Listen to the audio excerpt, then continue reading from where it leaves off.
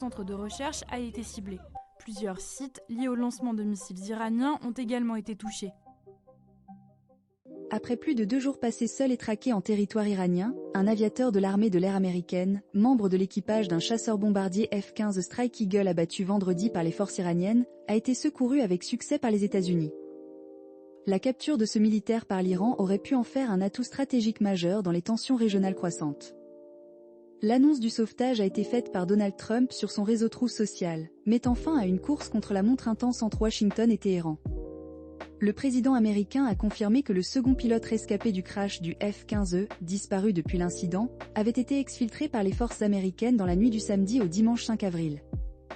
Ce sauvetage fait suite à celui d'un premier pilote, l'armée iranienne ayant revendiqué la destruction de l'appareil dans la province montagneuse de Khogiluye et Boye Ahmad, dans le sud-ouest de l'Iran.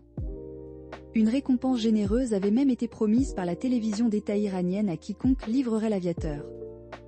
Donald Trump a qualifié cette mission de l'une des opérations de recherche et de sauvetage les plus audacieuses de l'histoire des États-Unis. Selon des sources militaires citées par le New York Times, l'aviateur, spécialiste des systèmes d'armes, a survécu en se cachant dans une crevasse dans le terrain montagneux hostile, atteignant même une crête à plus de 2100 mètres d'altitude. Bien qu'équipé d'une balise et d'un dispositif de communication, il a dû en limiter l'usage pour éviter la détection par les forces iraniennes qui le recherchaient activement. C'est finalement la CIA, l'agence de renseignement américaine, qui a localisé sa cachette, transmettant l'information au Pentagone pour l'organisation de l'opération de sauvetage. L'opération a mobilisé des ressources considérables. Donald Trump a précisé que des dizaines d'appareils équipés des armes les plus meurtrières au monde ont été déployés. Des images authentifiées ont montré des hélicoptères et avions américains volant à basse altitude au-dessus de la zone. Le New York Times a rapporté l'implication de centaines de troupes d'opérations spéciales et d'autres personnels militaires, ainsi que d'importantes capacités cybernétiques, spatiales et de renseignement.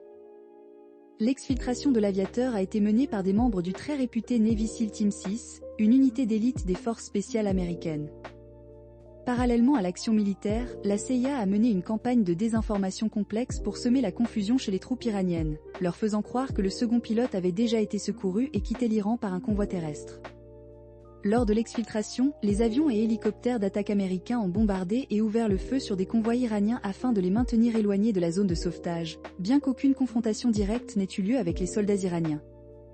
L'opération a failli tourner au drame lorsque 2 avions de transport destinés à l'exfiltration n'ont pas pu décoller.